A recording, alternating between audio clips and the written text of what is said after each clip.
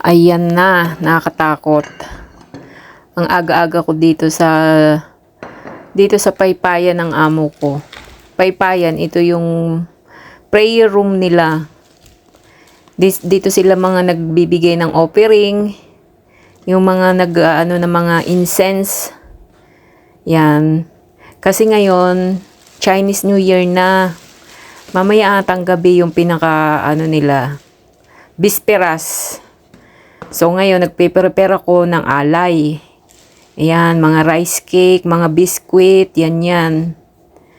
Ang dilim pa naman dito. Hindi ako pumupunta dito sa lugar na to kasi parang ibang pakaramdam ko. Ayan o. Yan, tapos may pinya.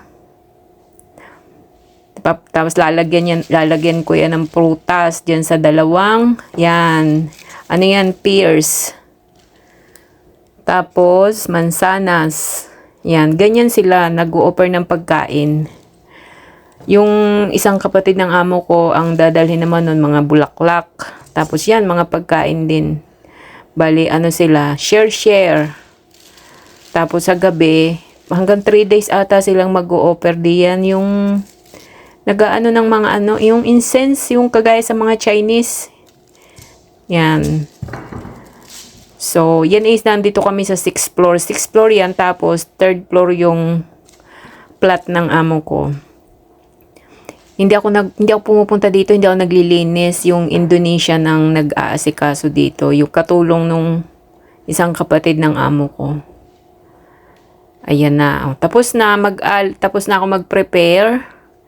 So, dito nakalagay sa prayer room na ito yung mga picture nung mga yung mauna nilang mga mahal sa buhay, yung kagaya yun, tatay yun ng amo ko, tapos yan, yung picture na isa yun, nanay niya yun.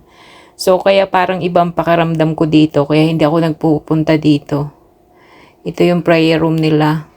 Tapos yan, ito yung labas. Yan. So, makikita doon yung 101. Yun, yung 101 tower, yung itaas lang. Kasi malapit lang kami dito. So, yan yung buong paligid. Tapos, after 3 days, tatanggalin na yan yung mga inialay na yan.